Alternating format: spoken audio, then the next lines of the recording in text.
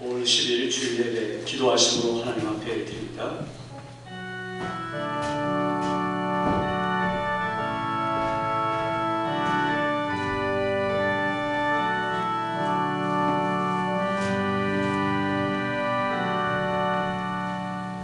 내 아들아, 내 아비의 훈계를 들으며 내 어미의 법을 떠나지 말라. 이는 내 머리에 아름다운 관이요 내 목에 금사슬이니라. 너를 낳은 아비에게 청종하고 내 늙은 어미를 경히 여기지 말지니라. 내 부모를 즐겁게 하며 너를 낳은 어미를 기쁘게 하라. 아멘. 아버지 하나님, 사랑하는 성도들이 주 앞에 나와 또 저들이 있는 각 곳에서 하나님 앞에 예배드릴 때 신령과 진정의 예배, 하나님이 받으신 예배, 또한 말씀이 심정에 들려온 온전한 예배가 되도록 우리를 붙들어 주시기 원하옵고 예수님의 이름으로 기원하옵나이다. 아멘.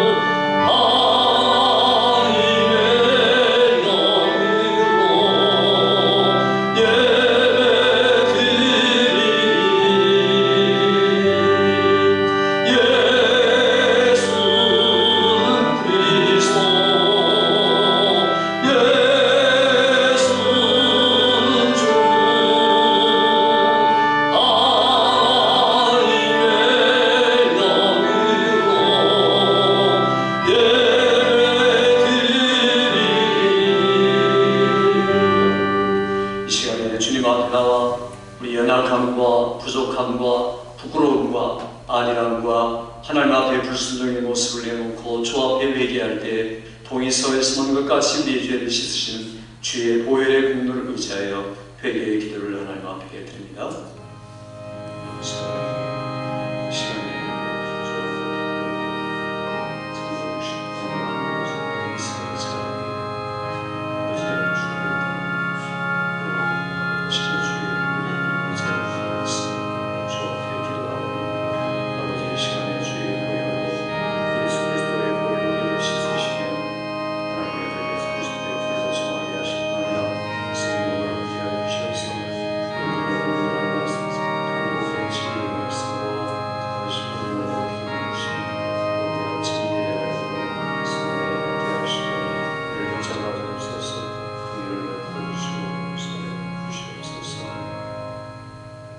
그러므로 이제 그리스도 예수 안에 있는 자에게는 결코 정죄함이 없나니 이는 그리스도 예수 안에 있는 생명의 성령의 법이 죄와 사망의 법에서 너를 해방하였습니다.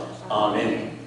사도신경 5신앙을 고백합니다. 전하사 천지를 만드신 하나님 아버지를 내가 믿사오며 그 외아들 우주 예수 그리스도를 믿사오니 이는 성령으로 잉태하사 동정녀 마리아에게 낳으시고 본디오 빌라도에게 고난을 받으사 십자가에 못 박혀 죽으시고 장사한 뒤 사흘 만에 죽은 자 가운데서 다시 살아나시며 하늘에 오르사 전능하신 하나님 우편에 앉아 계시다가 저리로서 산자와 죽은 자를 심판하여 오시니라. 성령을 믿사오며 거룩한 공유와 성도가 서로 교통하는 것과 죄를 사하여 주시는 것과 몸이 다시 사는 것과 영원히 사는 것을 믿사옵나이다. 아멘.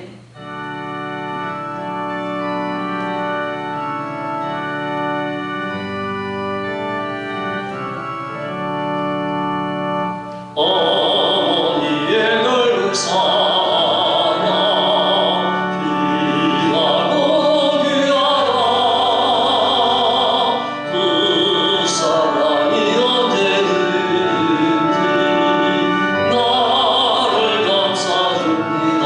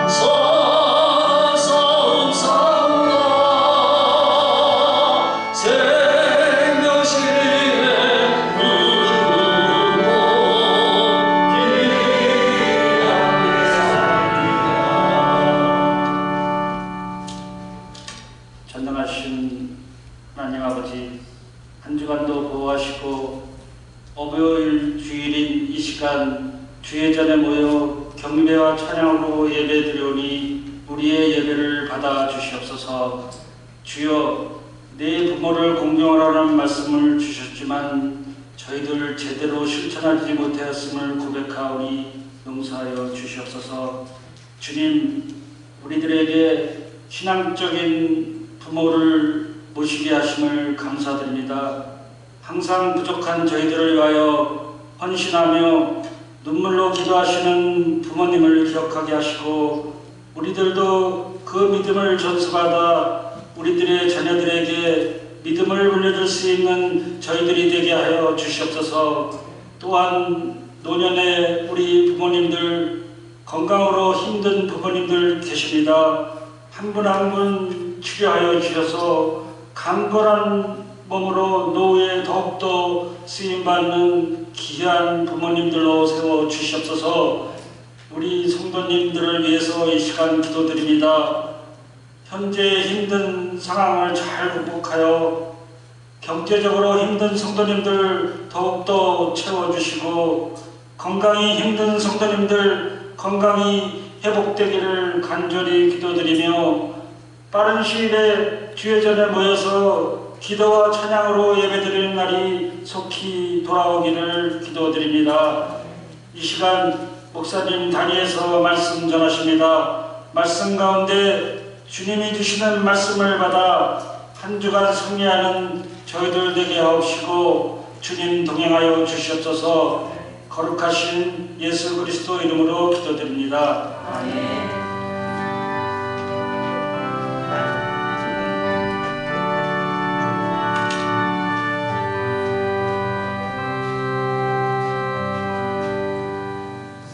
하나님께서 우리에게 주신 말씀 에베소서 6장 1절부터 4절 말씀입니다. 교독하도록 하겠습니다. 자녀들아, 주 안에서 너희 부모에게 순종하라. 이것이 옳으니라. 내 아버지와 어머니를 공경하라. 이것은 약속이 있는 첫 계명이니 이로써 내가 잘되고 땅에서 장수하리라. 또 아들아, 너희 자녀를 노엽게 하지 말고 오직 주의 교훈과 은혜로 양육하라. 아멘. 할렐루야. 아멘. 오늘 또 나오신 여러분, 예배드리는 여러분들이 하나님의 은혜로 넘치고 가정의 날 자녀와 부모님과 모든 이웃들에 이르기까지 코로나 바이러스로 인해서 고생하고 고통하고 있는 이 틈에도 하나님 평안 주시고 건강으로 붙들어 주시기를 주의 이름으로 축원합니다. 아멘. 우리가 이 5월달 하면은 어린이날, 또 어버이날, 스승의 날, 또 혹은 부부의 날 이런 걸로 꽉 차 있습니다. 근데 어떤 분들은 또 이 5월달에 나는 참 교회 나가기 싫다 이런 분들이 있어요. 왜냐하면은 부모에 대해서 말하면 부모님이 안 계시고 자녀에 대해서 말하면 또 자녀도 없고 혼자 사는 분들, 이런 분들은 아, 나는 관계 없나 보다 이렇게 생각할 수가 있습니다. 그러나 성경은 그 원리들을 이야기하는 것이지 그 원리들을 가지고 구체적으로 지금 부모를 공경하라, 자녀들을 이렇게 양육하라, 부부가 이렇게 살아라 이렇게 말씀하는데 그것보다 더 중요한 원리가 있다는 거예요. 근데 문제는 많은 분들이 이런 설교를 익히 다 알고 있습니다. 오늘 제가 무슨 설교를 해야 할지도 알고 있고 1년에 한 번 이상 듣는 설교고 여기저기서 어버이날 하면 그저 눈물을 자아내게 만들고 우리의 죄송스러운 마음, 부담스러운 이런 마음들을 가지고 하나님 앞에 예배드릴 수밖에 없는 시간이 5월달인 것 같습니다. 특별히 5월 둘째 주는 더 그렇죠. 저도 어버이주일 하면 이게 설교가 부담스럽고 쉽지가 않습니다. 제 설교를 들으면서 너는 그렇게 살고 있느냐라고 만약 제 부모님이 이렇게 물어본다면 대답할 수가 없답니다. 또 자녀들 향해서도 내가 자녀를 이렇게 양육하고 있느냐 성경을 가지고 질문하고 대들 때 내가 과연 그 앞에서 그렇습니다라고 말할 수 있는가? 그렇지 못하다는 겁니다. 그럼에도 불구하고 하나님의 말씀이 여전한 원리입니다. 오늘 사실 이 말씀은 내 부모를 공경하라 하라, 내 자녀를 양육하라 이렇게 말하기 전에 그 앞에는 부부간에는 이렇게 살아라, 그리고 요 뒤에는 고용주와 고용인 사이에는 이렇게 살아라 라고 이야기를 하고 있습니다.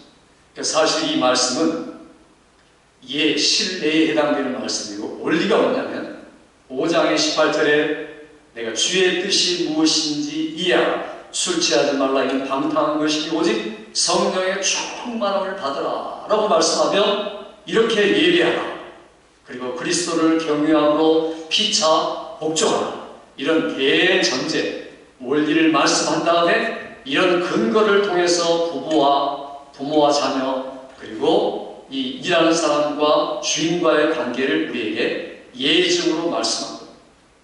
그러니까 내가 부모가 없다든지 자녀가 없다든지 혼자라든지 이런 분들은 해당이 없느냐? 전혀 그렇지 않습니다. 똑같습니다.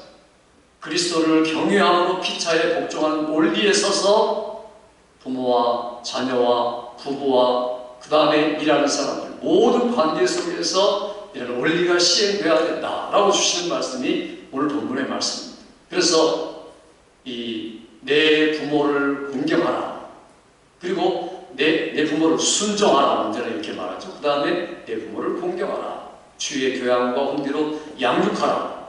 오늘 이 많은 말씀들을 짧은 시간에 전하려고 합니다. 그래서 이런 말씀들을 통해서 내가 너무 당연하고 마땅한 것 왜 자꾸만 말씀하는가, 이건 우리가 그 말씀을 순종하고 적용하기에 게으르거나 이기적이 되어 있거나 잊어버리거나 이런 사실 때문에 말씀드리는 겁니다. 오늘 또 이런 말씀들을 통해서 하나님의 음성이 이미 알고 있는 여러분이 말씀도 심령에 들어와서 적용되는 시간 되기를 주의 이름으로 축원합니다. 먼저는 성경은 우리에게 바울 사도를 통해서 내 부모를 순종하라 이렇게 말합니다. 이것이 옳으니라 이렇게 말씀을 시작합니다. 중요한 것은 지금 이 성경이 굉장히 파격적이라는 겁니다. 그 당시 아버지의 고난이라는 것은 대단했습니다. 로마법의 아버지의 고난법, 여기 보면 자녀들 마음대로 팔 수도 있습니다. 마음에 안 들면 나중에는 잘못하면 사형시킬 수 있는 고난도 아버지에게 주어졌습니다. 아버지의 고난이라는 게 대단합니다. 그것뿐 아니라 아버지가 자녀를 거부할 수 있는 것도 있습니다. 만일에 이 아들이 태어난다, 그래서 마음에 안 든다, 그러면 갖다 내버릴 수 있습니다. 심지어 그 문서에 보면 그런 문서들도 있습니다. 여행 갔던 그 관리가 자기 아내에게 그런 편지를 보냈습니다. 당신 잘 지내는 줄 내가 알고 있어. 그런데 내가 없을 때 당신이 아이를 낳거든 남자아이든 당신이 봐서 마음에 들면 그대로 간직하고, 여자아이가 낳거든 길바닥에 버리시오. 이런 편지가 그 당시 로마법 편지입니다. 얼마나 이게 충격적인 이야기입니까? 그렇지만 그게 그 당시에 당연했다는 겁니다. 그런데 여기 성경에는 내 아버지를 순종하라 이렇게 말하지 않고 내 아버지와 어머니를 순종하라 이렇게 말했다는 겁니다. 이건 대단한 겁니다. 뿐만 아니라 자녀들아 이렇게 말하죠. 자녀들아, 자녀와 어머니의 권위를 한없이 올려놨다. 이게 바로 복음이라는 겁니다. 그러니 파격적이고 충격적인 말입니다. 지금 똑같이 취급하는 거예요.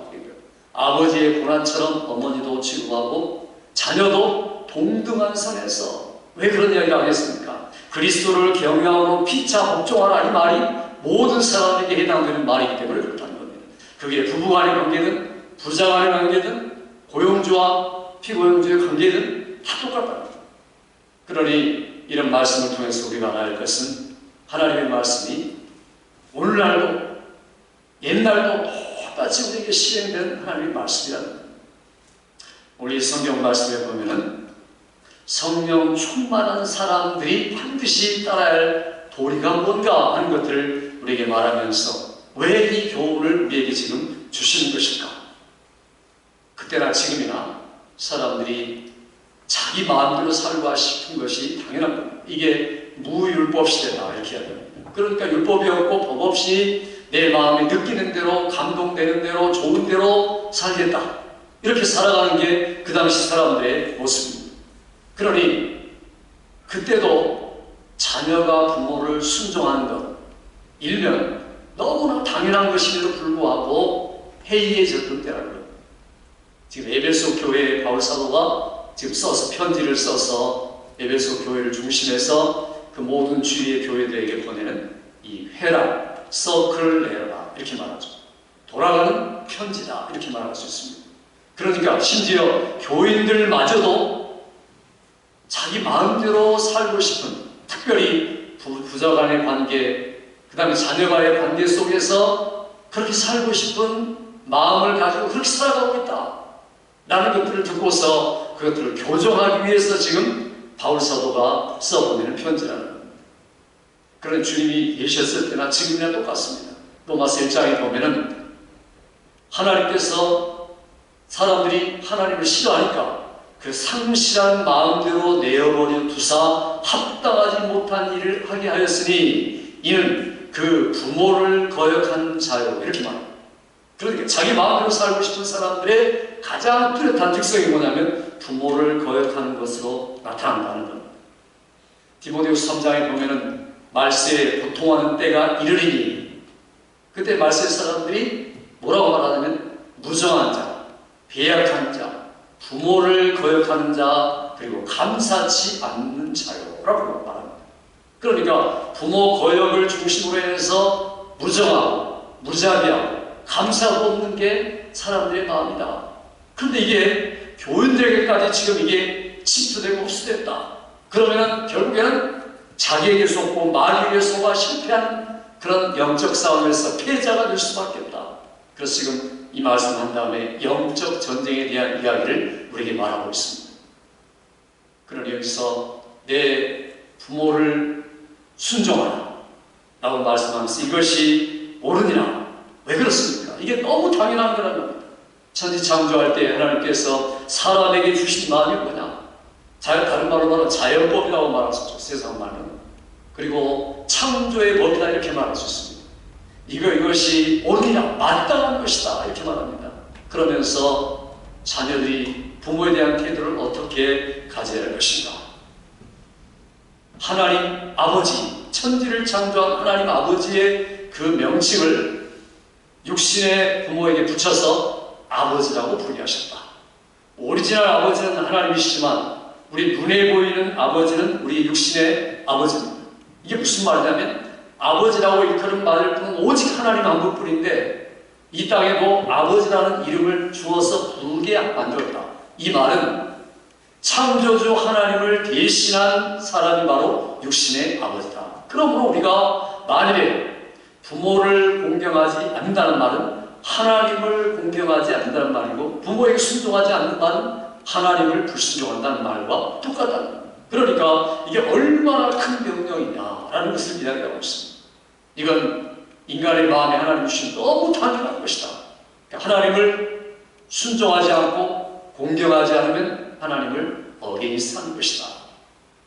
어떤 이 교회 학교 유치부 꼬마가 어느 날 교회 갔다 와서 열심히 뭘 외우고 있어요.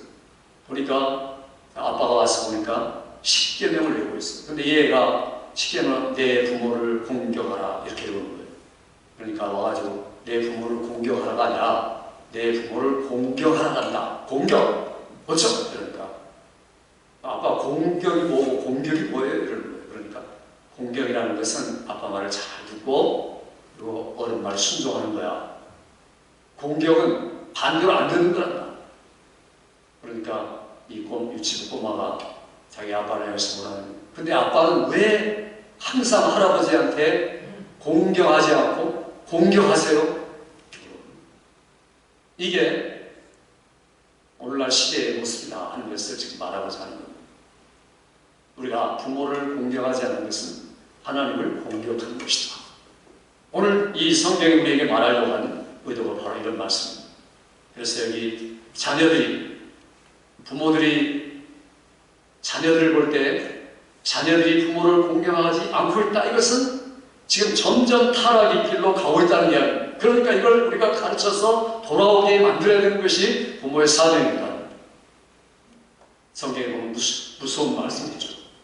부모를 공경하지 않고 순종하지 않고 저주하는 자는 새가 와서 그 자녀의 눈을 빼는 게 합당하다. 잠언에 보면 그런 말까지 있습니다.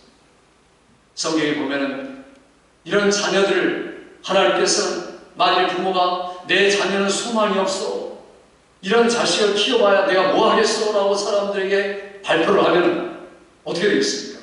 그런 자녀는 데려다가 가운데 놓고 돌로 쳐 죽여라. 4개의 말씀, 16개의 말씀이 바로 이 말씀을 하고 있습니다. 그러니 얼마나 이게 무서운 말씀입니까? 왜냐하면 창조의 법, 일반적인 법, 사람의 본성 속에 주신 법을 어긋나는 것은 결국 신앙에서 떠난 것과 똑같다 이런 겁니다. 그러니까 부모를 순종하고 공경하지 않는 것은 심지어 신앙에서 떠난 사람들의 모습이다 하는 것을 성경이 우리에게 이야기하고 있습니다. 어떻게 알 수 있습니까? 예수님 때도 그런 분들이 있었죠. 예수님 때 성경을 열심히 공부하고 지도자라는 사람들이 우리가 너무 바빠가지고 부모를 공경할 시간이 없습니다. 그리고 우리가 하나님께 헌신했기 때문에 어쩔 수가 없습니다. 그래서 하나님께 내가 다 드렸기 때문에 부모에게 드릴 것은 조금도 없습니다. 핑계고 합리합니다. 그걸 바로 주님은 죄악이다 이렇게 말합니다. 고르반법은 악한 법이다라는 것을 이야기하고 있어요. 그러니까 우리가 하나님 섬긴다면서 만일 부모를 무시하거나 하나님 섬긴다면서 자녀를 돌아보지 않거나 이런 것도 결국에는 하나님 앞에 죄악된 모습이다 하는 것을 말하고 있습니다. 그래서 이런 면에서 사실 저도 그럴 때가 많습니다. 내가 하나님 앞에 죄악된 모습으로 살았구나. 이런 말씀을 다시 돌이켜보면, 그런데 여기 지금 중요한 2가지 말씀이 있습니다. 내 부모에게 순종하라. 이것이 옳으니라. 이건 자연법칙을 이야기합니다. 창조의 법을 이야기합니다. 그러나 내 부모에게 공경하라. 이 말 무겁게 여기라는 말입니다. 이것은 하나님의 계시, 특별 계시입니다. 다른 말로 말하면 우리에게 주신 율법이라는 거죠. 출애굽기 20장에 말씀하고 또 레위기나 신명기 계속해서 말씀하는 모세의 율법에 기록된 말씀이 바로 이 말씀입니다. 그러니까 앞에 것은 모든 일반적인 사람들도 한 정신적인 이 효도, 뒤에 것은 실제적으로 사람들이 부모의 가치를 귀중하게 여기고 눈에 보이는 것으로 부모를 섬기는 것을 이야기하는 거예요. 그러니까 순종하라, 공경하라 그런 말은 이 다른 모습을 이야기합니다. 그러니까 일반적인 하나님의 본성, 그러면서 동시에 특별한 하나님의 율법 이렇게 이야기합니다. 그런데 더 한 걸음 더 나아가서 성경은 주 안에서라고 이야기합니다. 이게 바로 하나님의 은혜의 법입니다. 그럼 부모에 대한 효도, 이게 뭐냐? 이게 바로 하나님의 창조의 법이요, 계시의 법이요, 은혜의 법이다. 그래서 내 부모를 순종하라, 공경하라, 주 안에서 그리하라. 이렇게 3가지를 나눠서 이야기하고 있는 겁니다. 이게 얼마나 중요한 말씀입니다. 중요한 것은 왜 이런 말씀을 주셨는가? 다시 말합니다. 이게 옳으니라, 바르다. 이게 너무 당연하다 이런 겁니다. 왜냐하면 하나님이 동물을 만들 때 보면은 어떤 동물이건 우리가 동물의 세계를 보면 얼마나 감동을 많이 받습니까? 자기 새끼를 위해서 헌신하고 심지어 새끼를 위해 자기 몸을 주어가면서 죽는 새들이 있고 동물들이 있습니다. 태어나면 보호하고 그 다음에 나는 법을 가르치고 그래서 인내하면서 그 새끼들을 잘 양육해가지고 자기 이상으로 훌륭하게 만들려고 애를 쓰는 것. 그걸 알아주는 짐승도 있고 알지 못하는 짐승도 있고 이게 바로 동물의 세계다. 하나님이 그렇게 동물의 세계도 그렇게 창조했다. 이게 바로 살아있는 것의 본성이고 더 나아가서 내 인격, 내 형상으로 만든 존재는 그 이상이 되어야 된다. 그런데 만약에 동물만큼도 못된 사람이 있는 것을 보면 이게 바로 말세다. 이게 바로 하나님의 심판의 내용이다 하는 것을 지금 이야기하고자 합니다. 그래서 부모의 날 제가 감동스러운 예화나 이런 것들을 말하기 전에 이 시간에는 진정한 하나님의 창조의 원리, 계시의 원리, 그리고 은혜의 법이 필요하구나. 그래서 제가 이 말씀을 지금 드리는 겁니다. 그러니까 우리가 동물만도 못한 사람이 얼마든지 될 수 있다는 가능성을 지금 이야기하고 있는 무서운 이야기입니다. 이것은 분명히 옳은 것이다. 2번째는 이게 바로 약속이 있는 첫 계명이니 이렇게 말하고 있습니다. 약속이 있다. 첫 계명이란 말은 이 첫 번째 계명이란 말도 있지만 더 중요한 것은 그 프라이머리, 아주 우선적이고 귀중한 것이다. 인간의 관계 속에서 먼저 우선되는 이것이 기초가 되지 않으면 다른 법은 지킬 수가 없다는 겁니다. 그러니 살인하지 말라, 간음하지 말라, 도둑질하지 말라, 탐내지 말라는 법은 반드시 이 부모를 공경하는 약속 있는 우선적인 계명에 기초하고 있다. 이 일을 통과하지 못한다면 결국에는 통과할 수가 없다. 하나님으로부터 사람이기까지 사랑의 그러한 이 온전한 성취를 이루어갈 수가 없다. 그래서 브릿지로서, 다리로서 주신 하나님의 말씀이 바로 오늘 우리가 읽은 말씀입니다. 오늘 이런 말씀 우리가 읽으면서 우리가 과연 이대로 살아갈 수 있을까? 이 말씀 그대로 살아간다는 것은 쉽지가 않습니다. 뭐냐면 모든 세대가 지금 그렇게 살고 있지 않기 때문에, 모든 세대가 변질되고 있기 때문에. 그래서 우리는 이 율법을, 하나님의 말씀을 다 성취할 수 있느냐? 그렇지 못하다는 겁니다. 그래서 우리가 어버이 날만 되면 교회마다 눈물을 흘리는 사람이 많고, 그게 무슨 이야기입니까? 그만큼 효도하지 않고 있다. 아니면 옛날 향수에 젖어 있는 거고 잘못이 있다는 거죠. 그러니까 우리가 하나님 앞에 얼마나 지금 떨어져 있는가, 멀리 떨어져 있는가를 지금 열심히 증명하는 것이 바로 어버이주일이다, 이렇게까지 말할 수 있습니다. 그러니 이런 말씀 들으면서 내가 할 수 없구나. 그래서 주님이 우리에게 오신 겁니다. 오셔서 피 흘리면서 내가 율법을 다 성취했다. 그리고 내가 이제 성령으로 얼마든지 율법을 행할 수 있는 그러한 능력을 내가 주었으니 내가 이제 스스로 자원해서 이런 일을 해다오. 얼마든지 할 수 있다. 이제부터 하나님 우리를 강제로 그런 명령을 줘가지고 행하게 하는 하나님이 아니라 자율성을 주셔가지고 자발적으로 얼마든지 행하면 하나님이 도와주시고 성령으로 얼마든지 그 명령을 성취할 수 있도록 그렇게 만들어주시다. 믿습니까, 여러분? 그러니까 우리가 부모를 공경하는 거 잘 안 됩니다. 자녀를 사랑하고 자녀로서 부모에 대한 태도도 이 성경대로 하기가 힘들다는 것. 그러나 힘든 게 아닙니다. 절대로 불가능한 게 아니라는 거예요. 왜냐하면 예수께서 우리를 위해 죽으시고 율법을 이루시고 율법을 행할 능력을 성령으로 우리에게 부어주셨으니까, 그래서 이 에베소서 5장 18절에 성령으로 충만하라.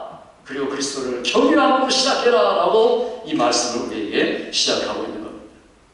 우리는 부모를 순종하는 것은 주님을 순종하는 것의 일부라는 것을 알아야 됩니다. 내가 주님의 말씀에 순종하고 주님의 뜻에 순종하고 있느냐? 그러면 부모에게 순종하고 공경하고 있다. 그러니까 부모 순종과 공경으로서 주님 순종을 증명하는 그 유일한 길이다, 이렇게 말합니다. 첫 번째 길이다.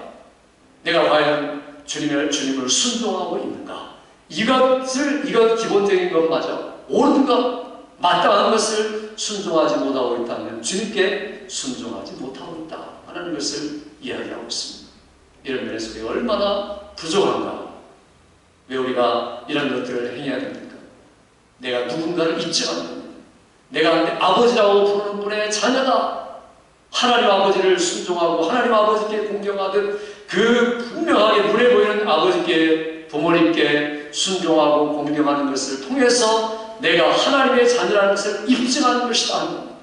입증하는 삶을 살고 있습니까?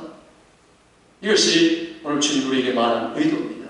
예수님께서 이 땅에 오셔서 12살 때에 우리가 잘 아는 대로 예루살렘 성전에 올라가시죠. 그럴 때 부모들이 이제 잔치가 끝나고 집으로 돌아가야 되는데 예수님이 보이지가 않습니다. 한참 찾다가 성전에서 가르친 예수님을 보죠. 그럴 때 어찌하여 그렇게 하겠냐고 오히려 부모들이 질문합니다. 그러니까 책망하는 거죠. 그럴 때 예수님이 뭐라고 말합니까?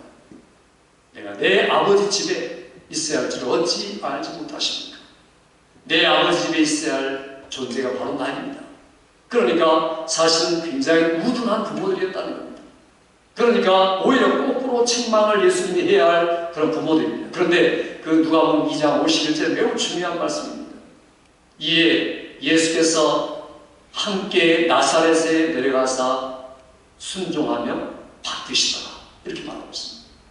부모가 부족하고 연약하고 무지함에도 불구하고 예수께서 순종하여 받드시더라. 이게 바로 예수님의 사역의 한 부분이고 예수 그리스도인으로서의 모습이고 예수를 닮아가고 예수를 따라가는 사람의 모습이 이와 동일하게 되어야 된다. 그러므로 오늘 이 계명을 우리에게 주신 겁니다. 그러면 여기 성경의 마지막으로 보면 약속이 뭐냐? 첫 약속이 이는 내가 땅에서 잘 되고 장수하리라. 그러면 이게 우리가 잘 알아야 됩니다. 문자로 그런 말입니까? 땅에서 정말 물질의 축복을 받고 그 다음에 100세가 넘도록 살고 이게 하나님의 말씀의 뜻입니까? 그런 뜻이 아닙니다. 이건 내가 영혼의 복을 먼저 받는다는 겁니다. 물론 하나님의 말씀은 물질적인 그리고 눈에 보이는 현상의 복을 포함하고 있습니다. 그러나 더 중요한 것은 그것 이상을 지금 말하는 겁니다. 약속 있는 첫 계명이 중요합니다. 그리고 바울 사도는 지금 이걸 출애굽기 20장 말씀을 그대로 인용해서 지금 하고 있는 겁니다. 영적인 의미를 지금 전달하려고 땅에서 잘 되고 장수하리라. 땅이란 게 어디입니까? 가나안 땅을 말하죠. 가나안 땅에 들어가서 가나안의 삶 속에서 내가 하나님을 영화롭게 하는 삶을 살 것이다. 애굽에서 구출받아 가나안 땅에서 하나님 앞에 영광 돌리는 삶을 살 것인데 이러한 삶을 너희도 똑같이 살 것이다 라는 말을 바울 사도가 지금 영적으로 설명하는 게 땅에서 잘 되고 장수하리라 이런 말입니다. 그러니까 우리가 이걸 문자대로 그대로 해석할 때는 문제가 따릅니다. 만일에 내가 부모를 공경했는데도 안 되고 사업도 망하고 이런 전염병에 들어가고 이럴 수 있습니다. 얼마든지. 어떻게 그럴까요? 그러면 이 말씀이 틀린 겁니까? 저는 그렇지 않습니다. 그러니까 이 말씀이 무엇을 위한 말씀이냐? 하나님의 약속 있는 첫 계명이라는 말에 강조가 있다. 그러니까 우리가 실제로는 예수님을 잘 믿고 부모를 잘 공경하고 이런 분들이 더 안 될 때가 있습니다. 더 힘들 때가 있습니다. 그러면서 심지어 먹을 것마저 하나님이 중단시킬 때가 있습니다.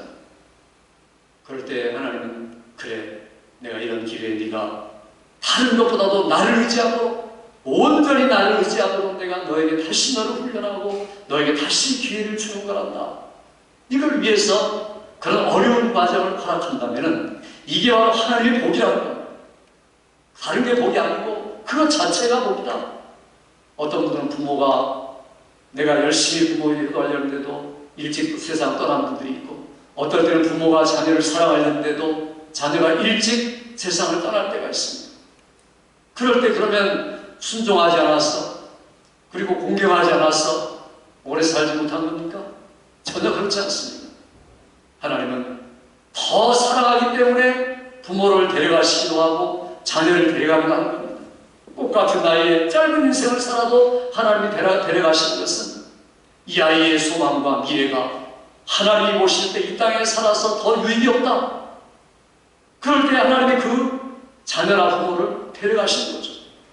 그 자녀나 부모에게 가장 영원한 유익이 있다는 것. 우리는 사실은 하나님의 마음을 다 알지 못합니다. 어떻게 이런 일이 일어날 수 있을까라는 것을 부모에 대해서 자녀에 대해서 알지 못해도 하나님은 하나님의 마음속에 있는 것들을 우리가 다 알지 못하지만 희미하게 알 수 있는 것은 그의 유익을 위해 영혼의 영원한 유익을 위해서 어차피 우리가 이 땅을 지나가는 순례자로 여행객으로 살아가는데 하나님은 그 고통 속에서 죄만 짓고 산 그런 환경들이 허락할 때 하나님은 하나님의 마음에 내가 볼 때 이 자녀는 내가 데려가는 게 낫다라고 생각할 때 하나님의 유익과 영광을 위해서 그리고 그 본인의 영원한 유익을 위해서 데려갈 수가 있다는 겁니다. 이게 바로 복이라는 겁니다. 그러니까 내가 땅에서 잘 되고 장수하리라는 말은 이 복까지를 포함하고 있는 거랍니다. 그러니까 우리가 이런 아주 반대되는 것 같은 말씀 속에서도 하나님의 말씀의 원리를 찾아낼 수 있어야 됩니다. 이게 바로 성경 전체와 연결되는 하나님의 법입니다. 많은 분들이 이걸 놓쳐버리고 복 못 받았으니까 부모 공경 못했으니까 복 못 받았다. 부모 공경 안 했으니까 장수하지 못했다라고 성경을 오해해서 이야기할 때가 많다는 겁니다. 우리 하나님께서 우리에게 주신 이런 말씀들을 들으면서 우리 부모가 그러면 어떻게 자녀를 대해야 할 것인가? 오늘 성경 뭐라고 말합니까?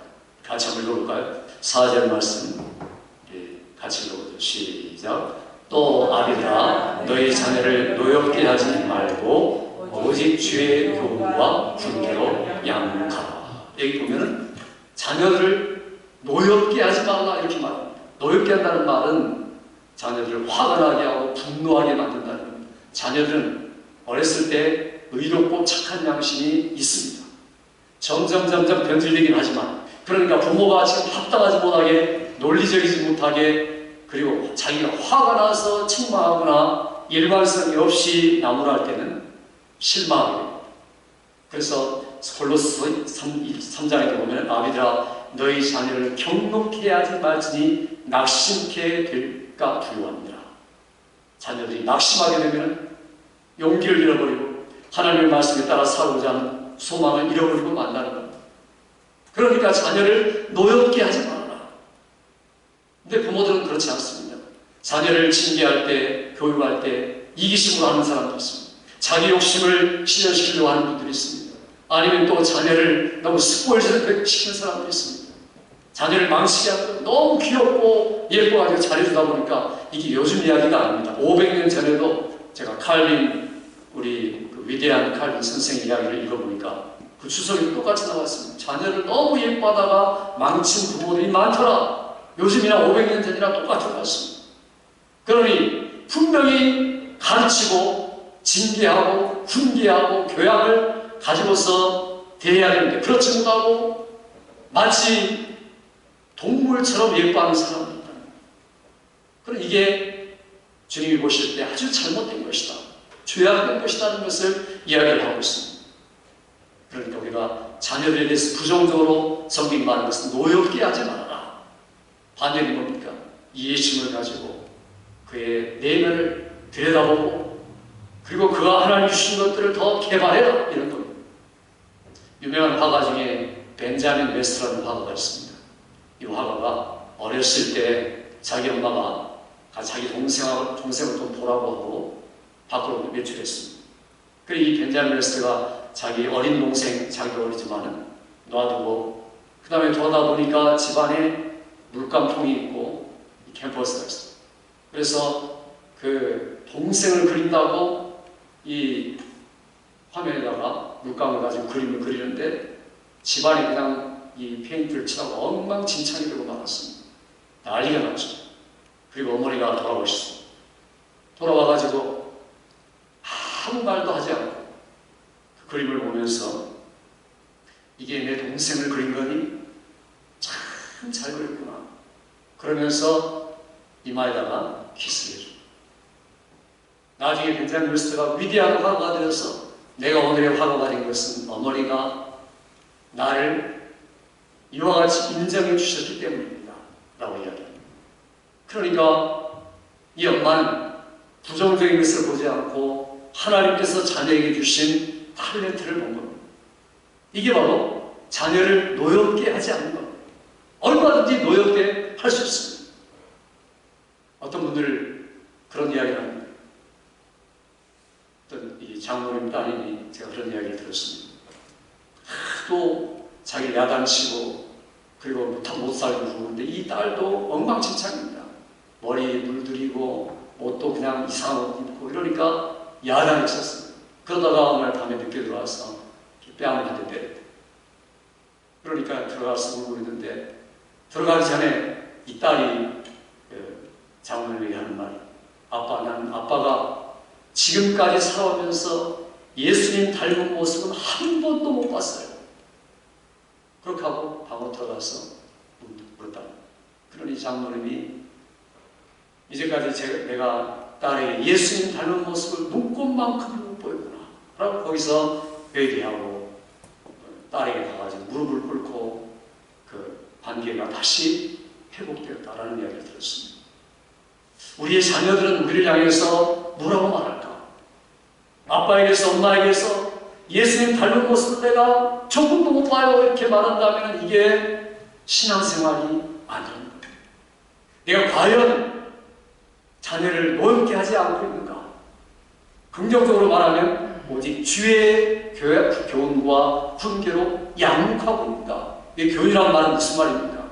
주의 교훈입니다. 그냥 교훈이 아니라 주님의 교훈. 하나님의 말씀, 디모데후서 3장 16절에 보니까 하나님 성령에 감동된 하나님의 말씀은 의로 교육하기에 유익하니, 의로 교육하기에 유익하다는 말하고 이 교훈, 훈계라는 단어와 똑같습니다.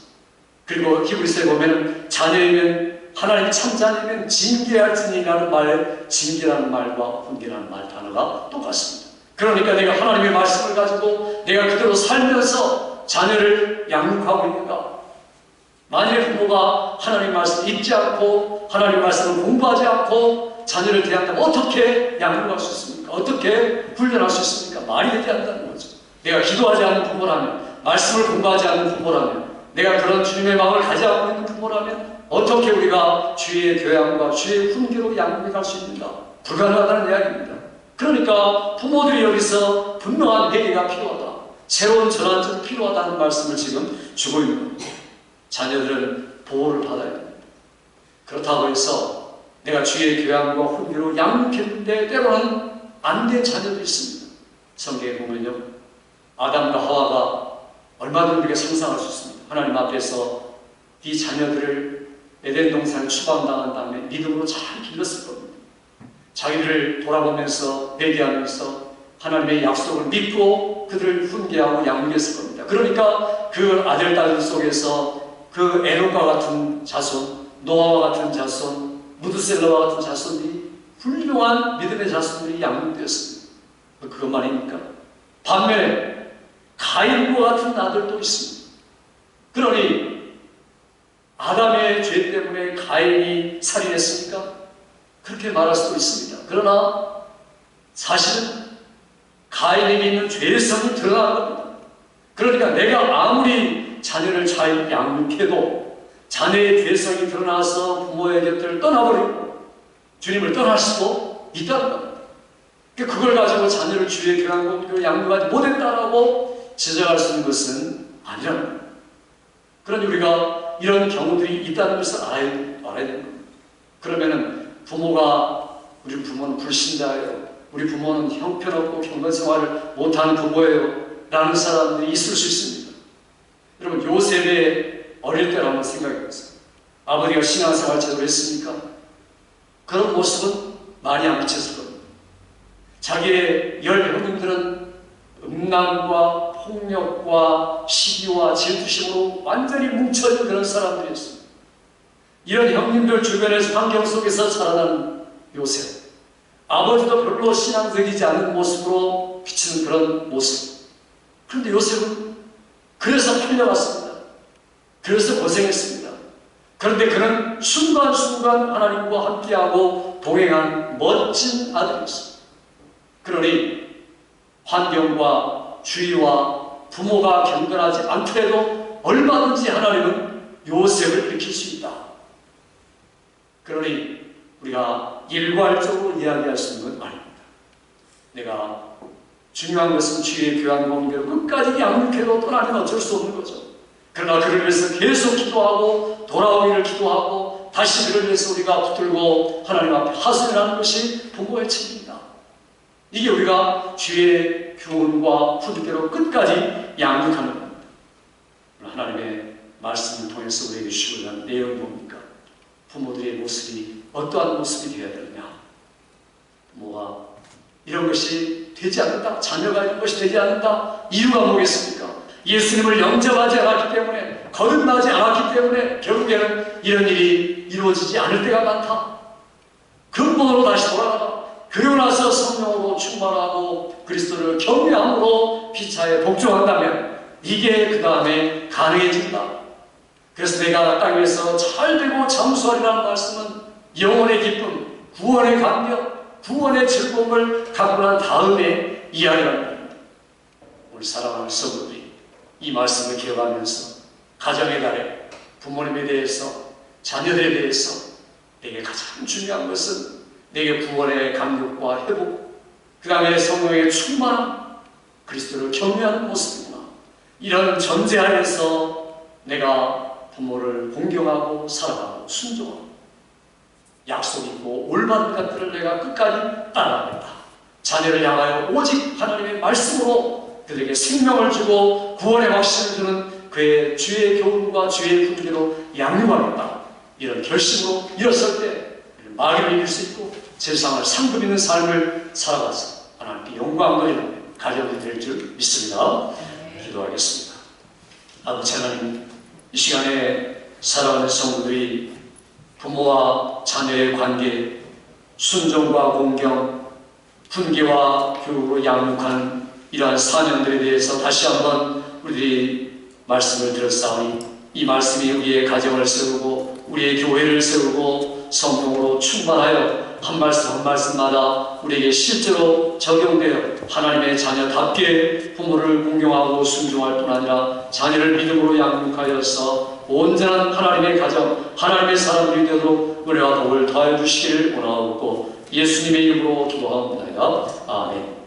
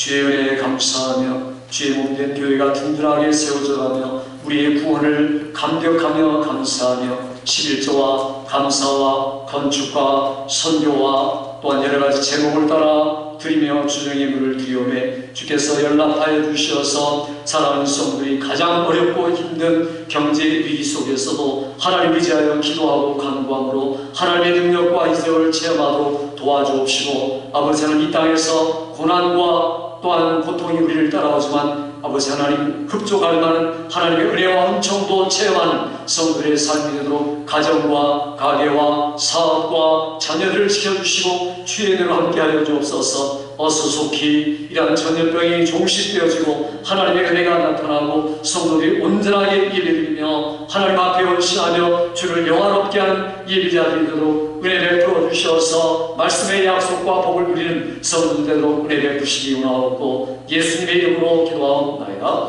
아멘.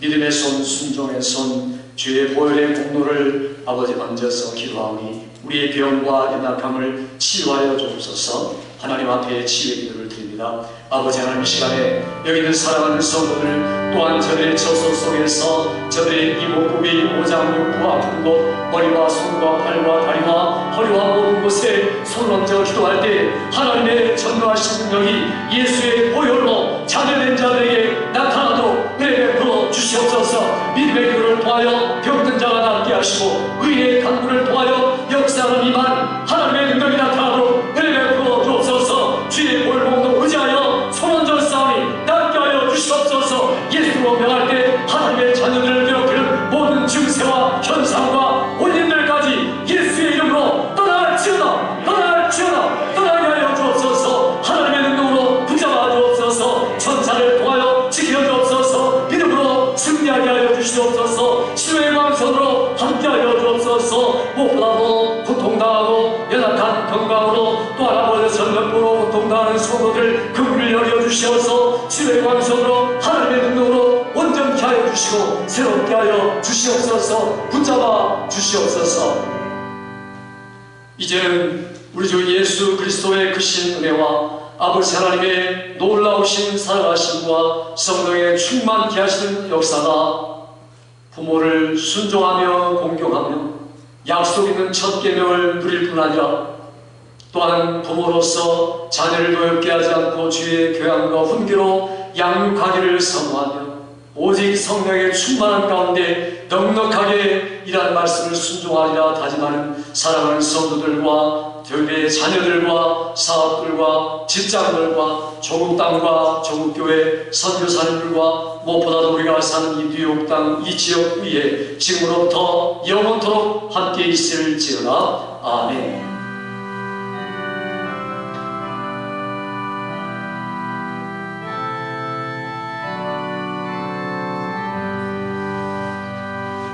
같이 오늘 어버이날 나실제 괴로움 다 잊으시고 다시 한번 우리 하겠습니다.